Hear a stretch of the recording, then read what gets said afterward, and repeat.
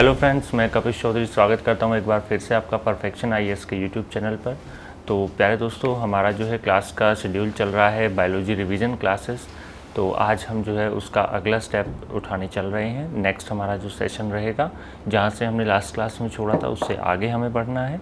तो उससे नेक्स्ट जो हमारा सेक्शन रहता है उसमें बच्चों हमने बात करी थी फूड कंपोनेंट्स हम देख रहे थे। और फूड कंपोनेंट्स के अंदर हमने कार्बोहाइड्रेट्स को डिस्कस कर लिया था, प्रोटीन्स और फैट्स को डिस्कस कर लिया था। उससे नेक्स्ट जो सेक्शन आता है उसके अंदर हम बात करते हैं विटामिन्स की। तो विटामिन्स में प्यारे बच्चों सबसे पहला जो आपका कॉन्सेप्ट रहेगा वो रहेगा कि जो विटामिन है हमारे, उनकी खोज किसने करी। तो विटामिन की खोज करी थी हॉपकिंस ने। और उसके बाद बात आता है टर्म कॉइन्ड बाय, यानी कि शब्द किसने दिया था, सीजे फंक ने दिया था। तो ये दोनों टर्म्स आपको इंपॉर्टेंट याद रखनी है, क्योंकि डिस्कवरी के अंदर बहुत सारे स्टूडेंट्स गलत कर देते हैं, फंक लगा देते हैं। लेकिन आपको इस चीज़ का ध्यान रखना है कि फंक ने सिर्फ नाम दिया था, जबकि खोज की अगर बात करी जाए तो विटामिन की खोज करी थी हॉपकिंस ने। इसके बाद बात आती है कि विटामिन जो होते हैं वो कितने प्रकार के होते हैं। तो टाइप्स ऑफ विटामिन की जब हम बात करते हैं तो on the basis of solubility, घुलनशीलता के आधार पर दो तरह के विटामिन हम देखते हैं। एक होते हैं जल में घुलनशील और एक होते हैं वसा में घुलनशील। तो कौन से जल में घुलनशील होंगे और कौन से वसा में घुलनशील होंगे, तो बच्चों ध्यान रखिएगा कि जो विटामिन बी होता है और विटामिन सी होता है, ये दोनों होंगे आपके जल में घुलनशील।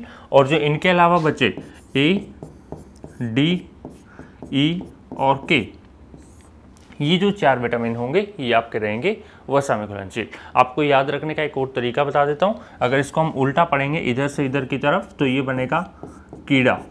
और कीड़ा किस में लगता है, वसा में लगता है। तो आप इसको इस तरह से याद रख सकते हो, विटामिन के, विटामिन ई, विटामिन डी और विटामिन ए, ये क्या रहेंगे, वसा में घुलनशील। चलिए आगे बढ़ते हैं। इसके बाद हम बात करेंगे कि जो हमारे विटामिन्स हैं, यहाँ पर हम देख पा रहे हैं कि हमने 2 विटामिन्स को यहाँ पर लिखा है और 4 विटामिन्स को हमने यहाँ पर रखा है। तो हमारे पास टोटल जो विटामिन्स हमें यहाँ दिख रहे हैं वो 6 विटामिन बनते हैं आपके। तो इन्हें कहा जाएगा मेजर विटामिन्स। मेजर विटामिन्स की बात करेंगे तो ये हो गए ए, बी, सी, डी, ई और के, ये 6 हमारे मेजर विटामिन्स हो जाते हैं। इसके बाद जो ये बी वाला सेक्शन है, इसको फिर से हमने एक्सप्लोर किया है, जिसको हम B1, B2, B3, B5, B6, B7, B9 और B12, इनके अंदर हमने इसको डिवाइड किया है। तो ये रहेगा हमारा विटामिन्स का टोटल पार्ट, यानी कि मेजर विटामिन्स और vitamin B complex. Major vitamin के अंदर ए, बी, सी, डी, ई और के आते हैं। और विटामिन बी कॉम्प्लेक्स के अंदर हम बात करते हैं B1, B2, B3, B5, B6, B7, B9 और B12। तो चलिए इनके बारे में हम डिस्कस करते हैं, आगे देखते हैं। तो ये रहा हमारा सबसे पहला मेजर विटामिन। और मेजर विटामिन में विटामिन हो गए ए, बी, सी, डी, ई और के। तो इन सब के बच्चों हमें ध्यान रखने हैं केमिकल नेम, यानी कि रासायनिक नाम, जिसके लिए हमने एक छोटी सी ट्रिक का प्रयोग यहाँ पर किया है। और ट्रिक क्या बन रही है हमारी, रेट था ऐसा कैसा टोल फ्री का। तो रेट था ऐसा कैसा, रेट से शब्द बना क्या, रेटिनोल, था से बना थायमिन, ऐसा से बना एस्कॉर्बिक एसिड, कैसा से बना कैल्सीफेरॉल, टोल से बना टोकोफेरॉल और फ्री से बना फेरोक्विनोल। तो ये बच्चों इसको याद करने की एक छोटी सी ट्रिक हमने यहाँ पर यूज़ की है। इसकी सहायता से आप जो है चीज़ों को इजीली याद रख पाएंगे। इसके बाद हम बात करेंगे डिसीज़ की, इनकी कमी से होने वाले रोग, यानी कि विटामिन ए की कमी से कौन सा रोग होता है। ध्यान रखना एक चीज़ का, विटामिन ए की वजह से रोग नहीं होता है, विटामिन ए की कमी से रोग होता है। तो विटामिन ए की कमी से होने वाला रोग कौन सा हो जाएगा, नाइट ब्लाइंडनेस हो जाएगा, रतौंधी। विटामिन बी की कमी से होने वाला बेरी हो जाएगा। विटामिन सी की कमी से हमारा जो है स्कर्वी रोग होता है। विटामिन डी की कमी से रिकेट्स, जो हड्डियों का रोग होता है। और विटामिन ई की कमी से हमारा जो है इनफर्टिलिटी, बांझपन। और विटामिन के की कमी से होता है नो ब्लड क्लॉट, यानी कि रक्त का थक्का न बनना। तो ये बच्चों हमारे रहेंगे कुछ इंपॉर्टेंट मेजर विटामिन्स। और मेजर विटामिन्स के ये हमने रासायनिक नाम पढ़ लिए, केमिकल नेम, और साथ ही साथ पढ़ लिया उनकी कमी से होने वाले रोग। एक बार थोड़ा सा बेसिक मैं इनका थोड़ा सा आपको बता देता हूँ डिसीजेस के बारे में। जो रतौंधी होता है, रतौंधी के अंदर आपको याद रखना है कि रतौंधी जो रोग होगा ये होगा आपका आई रिलेटेड प्रॉब्लम होगी, आंखों से, यानी कि जो हमारी विजिबिलिटी होती है उससे संबंधित रोग होगा। रतौंधी में क्या होगा कि जैसे ही लाइट जो है वो कम होना शुरू होगी, डिम होना शुरू होगी, तो हमें जो ऑब्जेक्ट्स दिखाई देंगे वो ब्लरी ऑब्जेक्ट्स हमारे रहेंगे। यानी कि हम बात करें अगर तो वो हमें जो है साफ दिखाई नहीं देंगे, धुंधले हमें दिखाई देंगे वो ऑब्जेक्ट्स। ठीक है बच्चों। इसके बाद आता है बेरी बेरी। तो जब बेरी बेरी की हम बात करते हैं तो बेरी बेरी के अंदर हमें एक चीज़ का ध्यान रखना है कि बेरी बेरी के अंदर हमारा स्किन प्रॉब्लम आता है, यानी कि स्किन जो होगी उसके ऊपर रेडनेस होके, जैसे हाथ और पैरों की जो स्किन होगी उसके अंदर स्वेलिंग जनरेट होना स्टार्ट हो जाएगी, यानी कि सूजन आना शुरू हो जाएगी। इस तरह से हम बात करें स्कर्वी की, तो स्कर्वी तो हमने जो है प्रयास के फर्स्ट सीरीज़ के अंदर भी डिस्कस किया था कि स्कर्वी जो रोग होता है वो मसूड़ों का रोग होता है, यानी कि जो इसमें मसूड़े होते हैं वो फूलना शुरू हो जाते हैं, मोटे हो जाते हैं मसूड़े। इसके साथ साथ इसमें एक चीज़ और हमने वहाँ पर देखी थी कि जख्म न भरना, घाव जो होते हैं वो जल्दी से नहीं भरते हैं स्कर्वी रोग के अंदर। जैसे कि मधुमेह में भी हम देखते हैं कि जब मधुमेह रोग किसी को हो जाता है तो वहाँ घाव भरने की बहुत बड़ी समस्या रहती है। ठीक वही कॉन्सेप्ट हमारा किसमें, स्कर्वी के अंदर भी आता है। डी जो होता है रिकेट्स, ये हड्डियों का रोग है, बच्चों के अंदर देखने को मिलता है। और रिकेट्स जो होता है उसके अंदर क्या रहता है, हड्डियां जो होती हैं वो दुबली पतली और कमज़ोर रह जाती हैं। उसके बाद इनफर्टिलिटी, इनफर्टिलिटी होता है बांझपन, यानी कि बच्चे पैदा ना हो पाना। तो इनफर्टिलिटी की बात होती है तो इनफर्टिलिटी स्पेशली वर्ड यूज़ किया जाता है फीमेल के लिए, और मेल के लिए इसी का जो सिनोनिम यूज़ होगा वो इम्पोटेंसी होगा, यानी कि नपुंसकता। यानी पुरुष में अगर बच्चे पैदा करने की क्षमता खत्म हो चुकी है तो उसे नपुंसकता कहेंगे, और फीमेल के अंदर अगर बच्चे पैदा करने की क्षमता खत्म हो चुकी है तो उसे इनफर्टिलिटी कहेंगे। उसके बाद विटामिन के, जिसके कारण हम कहते हैं कि अगर विटामिन के की कमी शरीर में हो जाती है तो उससे रोग होता है नो ब्लड क्लॉट, यानी कि रक्त का थक्का न बनना। और बच्चों ध्यान रखिएगा, विटामिन के जो होता है ये ब्लड क्लोटिंग के अंदर रक्त का थक्का जमने के समय, ब्लड क्लोटिंग में किसका काम करता है, ये उत्प्रेरक का काम करता है, या फिर हम कहें कि कैटलिस्ट का काम करेगा विटामिन के। इसलिए हम कहते हैं कि जब विटामिन के की कमी हो जाएगी शरीर में तो रक्त का थक्का न बनने की समस्या उत्पन्न होती है, शरीर में रक्त का थक्का नहीं बनता है, सॉरी शरीर के बाहर रक्त का थक्का नहीं बनता है। इसके बाद नेक्स्ट आता है बी कॉम्प्लेक्स वाला सेगमेंट।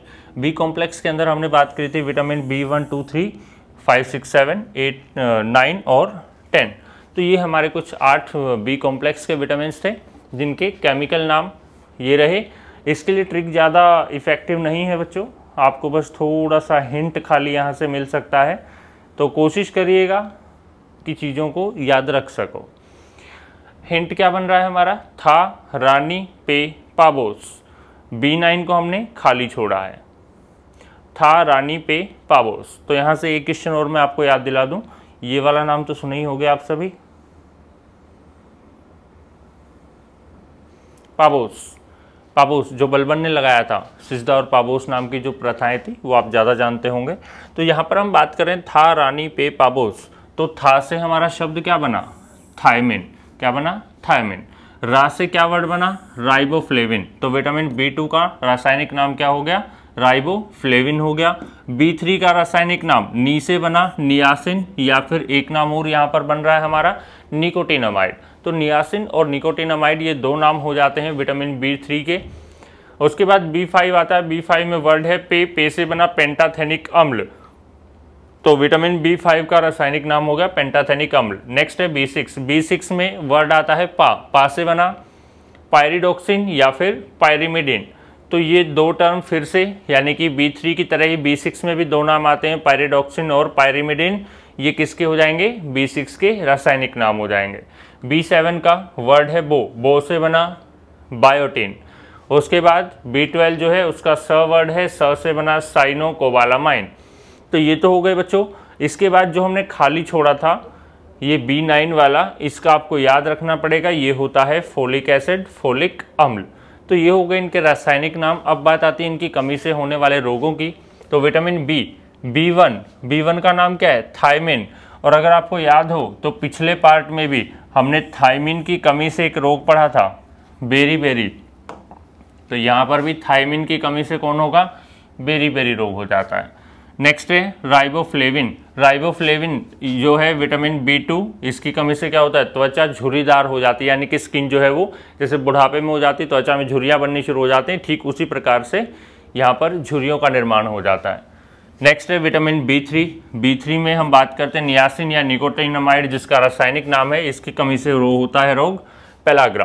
पेलाग्रा एक तरह से हम कह सकते हैं जैसे सनबर्न की समस्या होती है, सूर्य के प्रकाश में स्किन जो जल जाती है उसके जैसी, यानी कि स्किन के ऊपर जलने जैसी एक ब्लैकिश लेयर सी बननी शुरू हो जाती है, या फिर उसके अंदर क्या होता है कि छोटे छोटे डोटेड, यानी कि जैसे हम बात करें अगर घमौरिया जैसी कंडीशन आपने देखी होगी, तो उस तरह की जो कंडीशन हमें दिखती है उसको हम क्या कहते हैं, पेलाग्रा कहते हैं। नेक्स्ट है विटामिन B5। B5 का रासायनिक नाम था पेंटाथेनिक अम्ल, और पेंटाथेनिक अम्ल की कमी से कौन सा रोग होता है, मसल्स वीक हो जाती हैं। मसल्स वीक हो जाती हैं, या फिर हम कहें कि मसल्स जो है वो लूज़ होना स्टार्ट हो जाती हैं। तो ये रहेगा हमारा B5। उसके बाद B6 है। B6 में हमारा टर्म आता है पा से वही हमने आप बात करी कि दो हमारे केमिकल नेम बनते हैं, एक पायरिडोक्सिन बनता है, एक पायरिमिडीन बनता है। तो इन दोनों की कमी से होने वाला रोग है वो होगा रिड्यूस्ड बॉडी ग्रोथ, यानी कि शारीरिक जो वृद्धि है जो लगातार होती रहती है हमारे शरीर में, वो वृद्धि क्या हो जाएगी, रुक जाएगी, कम पड़ जाएगी। तो रिड्यूस्ड बॉडी ग्रोथ, शारीरिक वृद्धि में रुकावट, यहाँ पर हमारा आंसर हो जाएगा। नेक्स्ट है विटामिन B7, जिसका केमिकल नेम है बायोटीन, जिसकी कमी से रोग होता है बाल सफ़ेद होना या बाल झड़ना।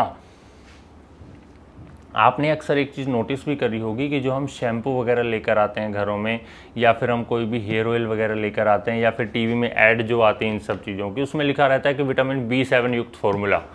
यानी कि B7 युक्त फॉर्मूला होने का मतलब क्या है, उसके अंदर कौन है, बायोटीन है, जो क्या करता है, बाल सफ़ेद होने को रोकता है और बाल झड़ने को रोकता है। तो B7 की कमी से बाल सफ़ेद होते हैं या बाल झड़ना शुरू कर देते हैं।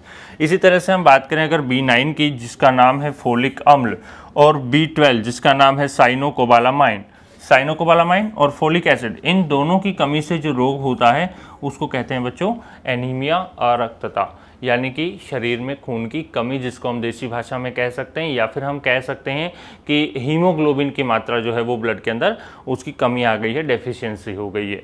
ये हो गया हमारा विटामिन B कॉम्प्लेक्स का पार्ट। इसके बाद नेक्स्ट आते हैं sources of major vitamins. Vitamin A का सर्वोत्तम स्रोत कौन रहेगा, तो जब हम विटामिन A की बात करते हैं तो इसका सर्वोत्तम स्रोत हमारा रहता है कैरेट। गाजर जो है सर्वोत्तम स्रोत रहेगी। नेक्स्ट रहेगा विटामिन B। विटामिन B का जो है या तो हम कह सकते हैं रॉ मीट, कच्चा मांस, या फिर हम कह सकते हैं पनीर। ये दोनों जो है विटामिन B का बेस्ट सोर्स रहेंगे, सर्वोत्तम स्रोत रहेंगे। विटामिन C का सर्वोत्तम स्रोत रहेगा आपका आंवला।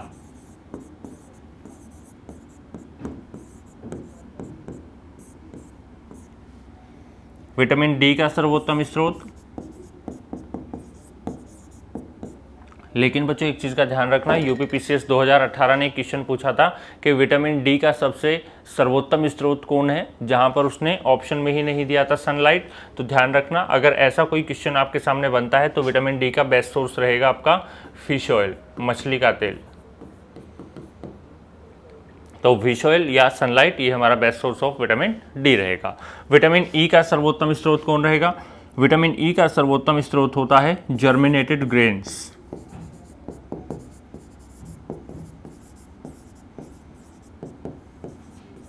या फिर हम इसे कह सकते हैं अंकुरित अनाज।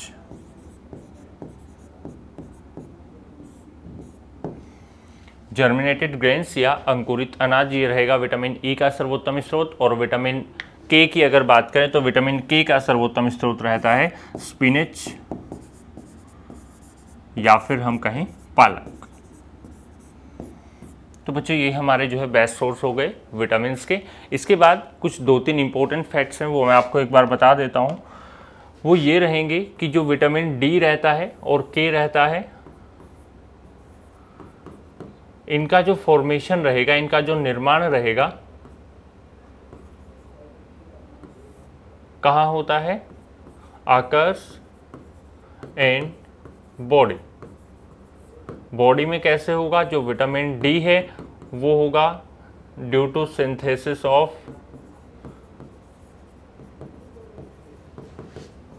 मेलानिन, यानी मेलानिन जो हमारा पिगमेंट होता है जिससे हमारा कलर बनता है स्किन का, उसके सिंथेसाइज होने से, उसके संश्लेषित होने से निर्माण होता है विटामिन डी का। और अगर हम बात करें के की, तो ये जो है इंटेस्टाइन के अंदर, आंत के अंदर एक बैक्टीरिया होता है, इंटेस्टाइन में बनता है, किसके द्वारा? ई कोलाई बैक्टीरिया के द्वारा। रिसेंटली डिस्कवर्ड विटामिन कौन सा रहेगा?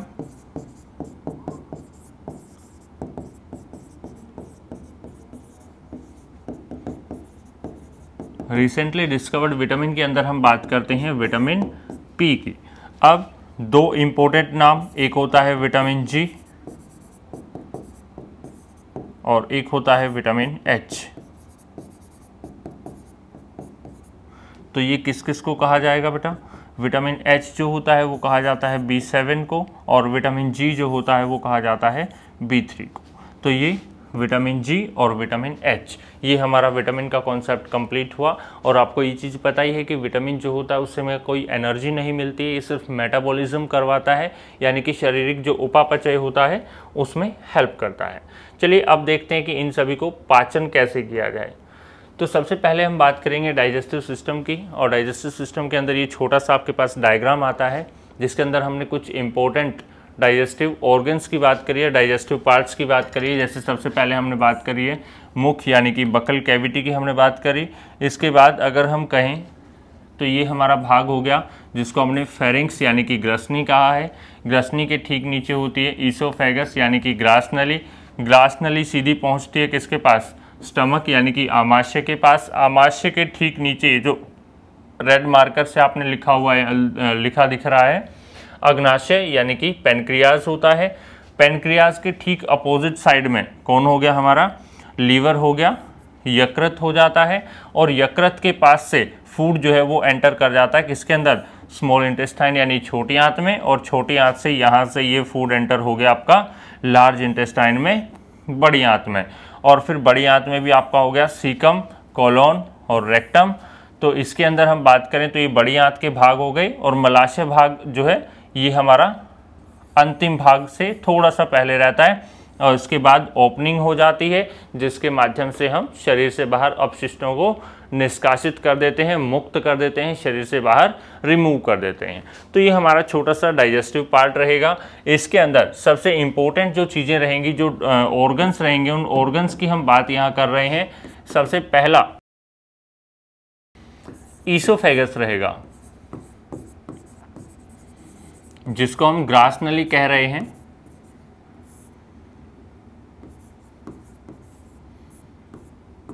क्यों रहेगा? क्योंकि ग्रास नली के अंदर इंपॉर्टेंट रहता है एक चीज, इसको ध्यान से समझिएगा। ग्रास नली जो होती है इसके अंदर होती हैं पेरिस्टाल्सिस मूवमेंट्स। ये आपसे एग्जाम में क्वेश्चन पूछा जा सकता है कि पेरिस्टाल्सिस मूवमेंट्स कहाँ प्रेजेंट होती हैं, और जो होती हैं वो मैक्सिमम कहाँ होती हैं और मिनिमम कहाँ होती हैं।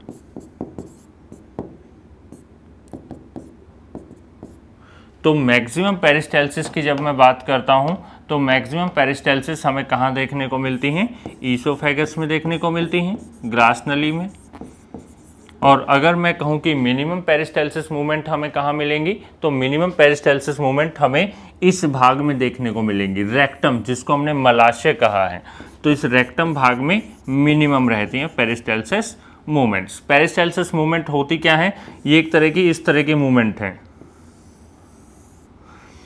यानी कि जब फूड बोलस जो होता है, भोजन के जो गोले होते हैं, उन गोलों को नीचे की तरफ मूव करवाने के लिए इसके अंदर कॉन्ट्रैक्शन और रिलैक्सेशन, कॉन्ट्रैक्शन रिलैक्सेशन यानी सिकुड़ने और फैलने की जो क्रियाएं होती हैं उनको बोला जाता है पेरिस्टाल्सिस मूवमेंट्स, यानी कि क्रमानुकुंचन गतियां, और इनको लहरीली गतियां भी बच्चों कहा जाता है। तो ये हो गई बात ईसोफेगस की। ईसोफेगस के बाद जो नेक्स्ट वाला सेक्शन आता है हमारा, जो इम्पोर्टेंट रहेगा, वो रहेगा हमारा आमाशय। पहले एक बार स्टार्टिंग वाली बात कर लेते हैं बकल कैविटी की। तो बकल कैविटी में भी दो चार चीज़ें इंपॉर्टेंट हैं, वो भी समझ लेते हैं एक बार साथ साथ। तो बकल कैविटी को बेसिकली हम डिवाइड करते हैं तीन भागों में। कौन कौन से तीन भाग होते हैं? बकल कैविटी में एक होता है आपका सलाइवा, एक होता है टंग और एक होता है टीथ। तो सलाइवा की बात करें, लार की बात करें तो लार के बारे में ज़्यादा कुछ जानकारी हमें नहीं चाहिए। लार की सीधी सीधी बात है कि लार का पीएच मान जो है वो थोड़ा सा ध्यान रखना है हमें कि जो लार का पीएच मान होता है वो 6.7 to 7.5 के बीच में रहता है, यानी कि हल्की सी अम्लीय से लेकर क्षारीय तक होती है। और अगर जनरली पूछा जाए कि लार कैसी प्रकृति की होती है तो लार हमें जो फ्रेश सलाइवा होती है वो बेसिक नेचर की होती है, यानी कि क्षारीय प्रकृति की होती है। इसके बाद अगर बात आए कि भाई लार कितनी स्त्रावित होती है तो पर डे 1 से 1.5 लीटर लार का स्त्राव होता है। और लार जो है वो स्त्रावित होती है लार ग्रंथियों से, जो बेसिकली हमारे पास 3 तरह की मिलती हैं। एक पैरोटिड होती है, एक सबलिंगुअल होती है, एक सबमैंडिबुलर होती हैं। पैरोटिड जो हैं वो जीभ के सबसे अंतिम भाग के पास साइड में पाई जाती हैं, पार्श्व भाग में पाई जाती हैं। दूसरी रही सबलिंगुअल, ये जीभ के नीचे होती हैं। और सबमैंडिबुलर मैंडिबल के पास, यानी नीचे का जो जबड़ा होता है वहाँ पर प्रेजेंट होती है हमारी सबमैंडिबुलर ग्लैंड्स। और अगर पूछा जाए कि सबसे बड़ी लार ग्रंथि कौन सी है तो सबसे बड़ी लार ग्रंथि जो रहेगी वो रहेगी पैरोटिड। पैरोटिड ग्रंथि जो है वो सबसे बड़ी लार ग्रंथि होती है। और लार की अगर हम बात करते हैं तो लार जो रहेगी उसमें इंपॉर्टेंट चीज़ एक आपको ध्यान देनी है कि लार जो होती है इसका काम क्या होता है। इसका काम होता है फूड को स्मूथ करना, यानी कि भोजन को मुलायम करना। इसी तरह बात करें अगर टंग की तो टंग के पास होती हैं हमारे टेस्ट बड्स, यानी कि हम बात करें स्वाद कलिकाएँ यहाँ उपस्थित होती हैं। और स्वाद कलिकाओं का काम जो होता है वो देखिए एक सेकेंडरी फंक्शन रहेगा। ध्यान रहे, जीभ की जब हम फंक्शन की बात करते हैं तो जीभ का प्राथमिक कार्य नहीं है टेस्ट प्रोवाइड करना, वो हमें जो है स्वाद अनुभव करवाना उसका प्राथमिक कार्य नहीं है, वो इसका सेकेंडरी फंक्शन है, यानी कि द्वितीयक कार्य है। प्राइमरी फंक्शन क्या होता है? प्राइमरी फंक्शन होता है कि इसको सलाइवा को किसके अंदर मिक्स करना? भोजन के अंदर। तो ये mixing of saliva in food, ये हो गया प्राइमरी फंक्शन। और सेकेंडरी फंक्शन की हम बात करें तो इसका हो गया टेस्ट। क्यों? क्योंकि इसके ऊपर टेस्ट बड्स प्रेजेंट होती हैं। और टेस्ट बड्स की भी अगर मैं बात करूं तो टेस्ट बड्स जो रहेंगी वो हमारे पास 3 प्रकार की रहेंगी, टोटल 4 होती हैं। कौन सी? इस तरह से अगर हम बात करें तो ये हमारी जीभ हो गई। तो ये जो आगे वाला टिप पार्ट है, इस टिप पार्ट के ऊपर होती हैं स्वीट के लिए, यानी मीठे के लिए जो है उत्तरदायी होती हैं हमारी टेस्ट बड्स, यानी स्वाद कलिकाएं, वो सबसे टिप भाग पे होती हैं। बीटर पार्ट के लिए सबसे पीछे के भाग पे, जो है हमारे अंतिम भाग पे। और जो दोनों तरफ जो सतह बच गई, यानी कि पार्श्व भाग जो हैं, इन पार्श्व भाग पे खट्टे और नमकीन के लिए टेस्ट बड्स प्रेजेंट होती हैं। और एक इम्पोर्टेंट चीज़ याद रखना कि जीभ के मध्य भाग पर कोई स्वाद कलिका नहीं होती है। इवन अगर हम कोई भी टेस्ट वाली चीज़ जीभ के मध्य भाग पर रखेंगे और उसको हम महसूस करेंगे विद इन सम सेकेंड्स, कुछ सेकेंड्स के अंदर हम अगर चाहें कि हमें टेस्ट आ जाए तो नॉट पॉसिबल, टेस्ट नहीं आएगा। टेस्ट कब आएगा? जब वो वहाँ पर बीच भाग में रखी हुई है, उसके बाद वो धीरे धीरे पिघलेगी, पिघलकर जब वो पूरी जीभ पर फैलेगी तब जाकर हमें टेस्ट आएगा। तो इसलिए ध्यान रखना, जीभ के मध्य भाग पर स्वाद कलिकाएं अनुपस्थित होती हैं तो इसमें कोई भी टेस्ट नहीं मिलता है। इसके बाद नेक्स्ट आता है हमारा टीथ, यानी कि दांत। दांतों के अंदर ध्यान रखना है कि मानव को जो है 3 तरह से डिवाइड किया गया है। एक बोला गया है मानव को हेट्रोडोंट, एक बोला गया है मानव को डाइफोडोंट, और एक बोला गया है थिकोडोंट। हेट्रोडोंट क्या होता है? हेट्रोडोंट होते हैं विषम दंती, यानी कि जिसमें विषम विषम प्रकार के दांत हों, संरचना के आधार पर भी और कार्य के आधार पर भी। जब प्रत्येक दांत का अलग कार्य होता है तो उन्हें कहा जाता है हेट्रोडोंट। एक होते हैं होमोडोंट, जो सभी एक ही तरह के काम भी करते हैं और एक ही तरह के दिखाई भी देते हैं, उनको होमोडोंट कहा जाता है। तो ये हेट्रोडोंट हो गए। दूसरा है डाइफोडोंट। डाइफोडोंट का मतलब क्या है? जब 2 बार दांत विकसित होते हैं, एक बार दांत उग गए, जैसे बच्चों में आपने देखा होगा कि बच्चों में एक बार दांत आते हैं, कुछ समय बाद वो गिर जाते हैं, फिर दोबारा से आते हैं, तो 2 बार विकसित हुए हैं। तो डाई का मतलब क्या हो गया? 2, तो 2 बार विकसित होने वाले दांत डाइफोडोंट। तीसरा है थिकोडोंट। थीको होता है गर्त दंती, यानी कि गड्ढों में धंसे हुए दांत। तो इस आधार पर मानव को 3 कैटेगरीज के अंदर डिवाइड किया जाता है। हेट्रोडोंट हो गया, डाइफोडोंट हो गया और थिकोडोंट हो गया। मानव में कुल वयस्क के अंदर 32 दांत होते हैं, बच्चे के अंदर 20 दांत होते हैं। 12 दांत जो होते हैं वो ऐसे हैं जो जीवन में सिर्फ एक ही बार विकसित होते हैं और 20 दांत जीवन में 2 बार विकसित होते हैं। अब बात आती है कि इंपॉर्टेंट कि इसके अंदर डेंटल फॉर्मूला क्या रहेगा। तो डेंटल फॉर्मूला हम 2 तरह से पढ़ेंगे।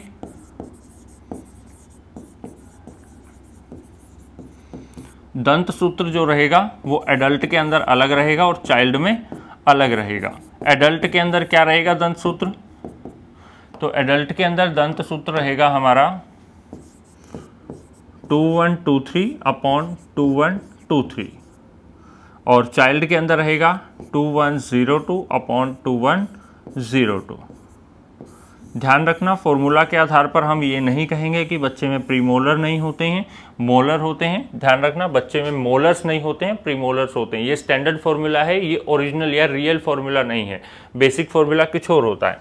आप ध्यान ये रखेंगे कि ये 2123 क्या है। तो 2 होता है इंसीजर, 1 होता है कैनाइन, 2 होता है प्रीमोलर और 3 होता है मोलर। तो ICPM अपॉन ICPM, इसी से जो है हमारा डेंटल फॉर्मूला बनाया गया है। तो आपको ये चीज़ याद रखनी है। तो ये तो बात हो गई हमारी बकल कैविटी की। इसके बाद ईसोफेगस हम पढ़ चुके हैं। उसके बाद आगे बढ़ते हैं ईसोफेगस से अगले पार्ट पे।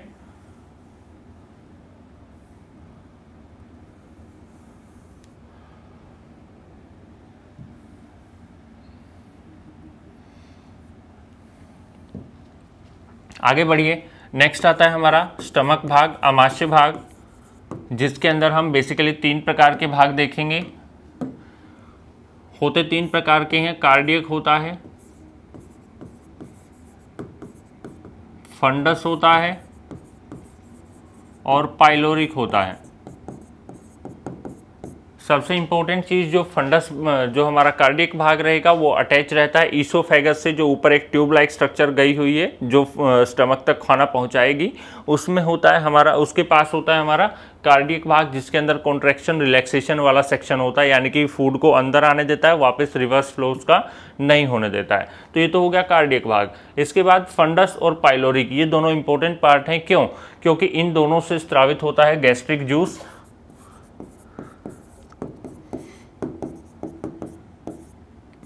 जठरीय रस, और इस जठरीय रस के अंदर जो हमारा पहला और मोस्ट इंपॉर्टेंट कंपोनेंट रहता है वो HCl होता है, जिसका स्राव होता है पाइलोरिक भाग में उपस्थित पाइलोरिक ग्रंथियों से, पाइलोरिक ग्लैंड्स, पाइलोरिक ग्रंथियों से स्राव होता है HCl का। और ध्यान हमें ये रखना है कि जो HCl होता है इसका pH मान जो रहेगा एक स्ट्रॉन्ग एसिड रहेगा, जिसके कारण हम कहते हैं 1.4 to 1.8 जो है इसका pH मान रहेगा। और अब हम कहेंगे कि इंटरनल वॉल को क्यों नहीं बर्न कर रहा है अगर इतना ही स्ट्रॉन्ग एसिड है। तो बिल्कुल सही बात है। क्यों? क्योंकि इसकी जो हमारा स्टमक होता है, स्टमक के जो इंटरनल लेयर होती है उसके ऊपर म्यूकस ग्लैंड्स प्रेजेंट होती हैं, श्लेष्मा ग्रंथियां होती हैं जिनसे लगातार श्लेष्मा का स्राव होता रहता है, जो बेसिक नेचर का होता है। तो एसिड और बेस दोनों मिलते हैं और न्यूट्रलाइज एक दूसरे को कर देते हैं, जिससे उसकी दीवारों पर कोई प्रभाव नहीं पड़ता है। इसके बाद बात आती है कि HCl का काम क्या है। सबसे पहली चीज तो ये फूड का मीडियम क्या कर देगा, स्ट्रॉन्ग एसिड होने के कारण फूड का जो मीडियम है उसको एसिडिक बना देगा। साथ ही साथ टू किल पैरासाइट्स, यानी कि भोजन के अंदर जो परजीवी थे उनको भी नष्ट करने का काम ये करता है। तो जैसे ही ये मीडियम बनाता है एसिडिक, तो एसिडिक मीडियम जैसे ही बनेगा तुरंत हमारा जो फंडस भाग होगा ये सिक्रेट कर देगा एंजाइम्स को। कौन से एंजाइम्स होंगे इनको हम आगे देखेंगे, आगे की स्लाइड में पढ़ेंगे कौन कौन से एंजाइम जो है डाइजेस्टिव एंजाइम हमारे यहाँ पर आएंगे। इसके बाद नेक्स्ट बात आती है कि स्टमक के अंदर ये सारा झमेला होने के बाद अब फूड कहाँ चला जाएगा। और हाँ, एक चीज़ और ध्यान रखना, स्टमक के अंदर जब फूड चला जाता है तो फूड नहीं, उसे काइम कहा जाता है।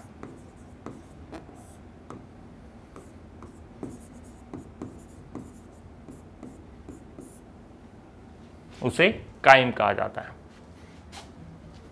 तो एक बार इसे देख लीजिए, नोट करना है नोट कर लीजिए, और इसका स्क्रीनशॉट लेना है स्क्रीनशॉट ले लीजिए। इसके बाद आगे बढ़ते हैं। हो गया होगा? चलिए,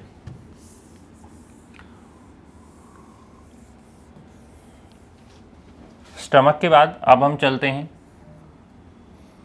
स्मॉल इंटेस्टाइन की तरफ।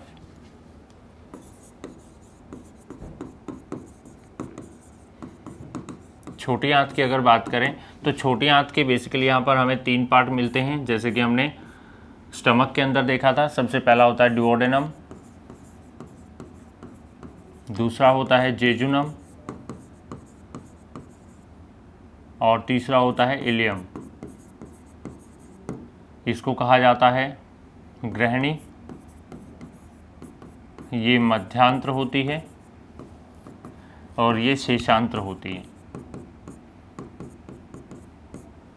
तो ये 3 भाग होते हैं। डुओडेनम जो होता है उसकी लंबाई लगभग 30 से 40 सेंटीमीटर होती है और ये वो भाग है जब हम स्टमक से ये जो भोजन लेकर जा रहे हैं नीचे की तरफ, तो ये जिस भाग तक हमारा पैनक्रियाज जो यहाँ पर प्रेजेंट है और लीवर जो यहाँ से सिक्रीशन डालेगा, जहाँ तक पैनक्रियाज और लीवर अपना सिक्रीशन डालते हैं, अपना स्त्राव डालते हैं, उसी भाग को कहा जाता है डुओडेनम भाग। तो ये हमारी 40 सेंटीमीटर लंबी एक ट्यूब लाइक स्ट्रक्चर होती है, जिसके अंदर एक तरफ तो लीवर से बाइल जूस यकृत से पीतरस का निर्माण होता है, पीतरस का स्त्राव होता है और ये पीतरस लगातार जो है फूड के अंदर एंटर होता रहता है। एक इम्पोर्टेंट चीज़ यहाँ पर ज़रूर ध्यान रखना कि जो बाइल जूस होता है हमारा, वो बाइल जूस स्टोर होता है इन गॉल ब्लैडर,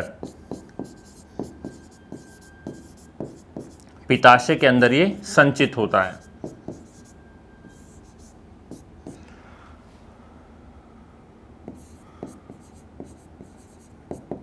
पित्ताशय में ये संचित होता है। वहीं दूसरी तरफ उसके अपोजिट साइड में एक ग्लैंड प्रेजेंट है, ग्रंथि उपस्थित है, जिसको कहा जाता है पैनक्रियास। अग्नाशय जिसको कहा जाता है, अग्नाशय से स्त्रावित होता है पैनक्रिएटिक जूस, अग्नाशय रस। इम्पोर्टेंट ये है कि जो बाइल जूस है ये भी, अगर हम इसके पीएच की बात करें तो इसका पीएच होता है लगभग 7.7 और पैनक्रिएटिक जूस जो है इसका पीएच होता है लगभग 8.3 से 8.6। यानी कि दोनों के दोनों हम देखें तो ये बेसिक नेचर के हैं। तो जैसे ही हम बात करेंगे कि नेचर पहले एसिडिक बनाई थी HCl ने, अब HCl के एसिडिक मीडियम से अब हमारा क्या बन रहा है, बेसिक मीडियम बन रहा है, क्षारीय माध्यम बन रहा है। तो जैसे ही क्षारीय माध्यम बनेगा, यहाँ पर तुरंत जेजुनम जो मध्यांतर भाग है इसके एंजाइम्स का स्त्राव होगा, यहाँ पर एंजाइम स्त्रावित होंगे, पाचक एंजाइम, तो उनकी हम बात करेंगे। तो यहाँ पर आपको देखना ये है कि ये तो एक पीएच रहा 7.7 और दूसरा पीएच रहा 8.3 to 8.6, ये दोनों के दोनों मिलकर जो है पूरा का पूरा मीडियम बेसिक बना देते हैं। तो इसके बाद समझेंगे थोड़ा सा कि जैसे ही डुओडेनम भाग खत्म होता है तो जेजुनम भाग की सबसे पहले तो लंबाई आप लोग जान लीजिए। जेजुनम जो भाग है इसकी जो लंबाई रहेगी वो रहेगी अप्रॉक्स 2.5 मीटर, 2.5 मीटर इसकी लंबाई होती है। और इलियम भाग की लंबाई की हम बात करें तो ये होती है 3.5 मीटर। तो लगभग 6 से 7 मीटर की हमारी होती है छोटी आंत, स्मॉल इंटेस्टाइन। और इसके अंदर पार्टीशन हमने देख लिया कि जेजुनम जो है वो 2.5 और इलियम जो है वो 3.5 लॉन्ग होती है। अब जो जेजुनम भाग है इसके अंदर एंजाइम सीक्रेट हुए और इन एंजाइम्स ने क्या कर दिया, ब्रेक डाउन कर दिया। किसका कर दिया ब्रेक डाउन, कॉम्प्लेक्स फूड का। किसमें, सिंपल फूड में। यानी कि जटिल भोजन को सरल भोजन में इसने तोड़ दिया और यहाँ पर बहुत अधिक मात्रा में निर्माण हो जाता है ग्लूकोज का। और जैसे ही कॉम्प्लेक्स टू सिंपल फॉर्म जो है फूड का कन्वर्जन हो जाता है तो हम कहते हैं कि यहाँ पर जो डाइजेशन का प्रोसेस था, जो पाचन क्रिया थी, वो डाइजेशन यहाँ पर क्या हो जाता है, कंप्लीट हो जाता है, पाचन प्रक्रिया पूर्ण हो जाती है। अब जैसे ही डाइजेशन कंप्लीट होगा, डाइजेशन कंप्लीट होते ही ग्लूकोज क्या हो जाएगा, एब्जॉर्ब हो जाएगा, अवशोषित हो जाएगा। और ग्लूकोज अवशोषित होने पर हम कहेंगे कि भैया जो इलियम थी जिसकी लंबाई सबसे लंबी थी लगभग 3.5 मीटर, तो इस 3.5 मीटर के अंदर अगर मैं कहूँ तो यहाँ पर हमारे पास छोटी छोटी विलाई और माइक्रो विलाई की संरचनाएं होती हैं। विलाई और माइक्रो विलाई यानी कि सूक्ष्म नलिकाएं और अति लघु सूक्ष्म संरचनाएं जो होती हैं, ये हेयर लाइक स्ट्रक्चर्स होती हैं, फिंगर लाइक स्ट्रक्चर्स इस तरह से पड़ी हुई है। जब इनके अंदर से फूड गुजरता है तो ये उनसे टकराती रहती हैं और अवशोषण की प्रक्रिया करती रहती हैं। इसलिए हम कहते हैं कि इसकी लंबाई कितनी है, 3.5 मीटर। सबसे ज़्यादा लंबा जो प्रोसेस रहता है वो इसी में होता है, क्योंकि अवशोषण एक स्लो प्रोसेस है, धीरे धीरे चीज़ों को हम एब्जॉर्ब करते हैं। तो जब एब्जॉर्ब हम कर रहे हैं तो सीधी सी बात हमें याद रखनी है कि कौन कर रहा है एब्जॉर्प्शन का प्रोसेस, विलाई और माइक्रोविलाई ये संरचनाएं करते हैं, जो उंगली नुमा छोटी छोटी संरचनाएं फैली होती हैं। तो ये हो गया हमारा स्मॉल इंटेस्टाइन का काम। इसके बाद आगे बढ़ेंगे तो नेक्स्ट जब हम आगे बढ़ते हैं तो यहाँ पर हम देखेंगे कि लार्ज इंटेस्टाइन क्या कर रही है। लार्ज इंटेस्टाइन भी वही काम कर रही है जो स्मॉल इंटेस्टाइन के लास्ट भाग ने किया। कौन सा, एब्जॉर्प्शन का।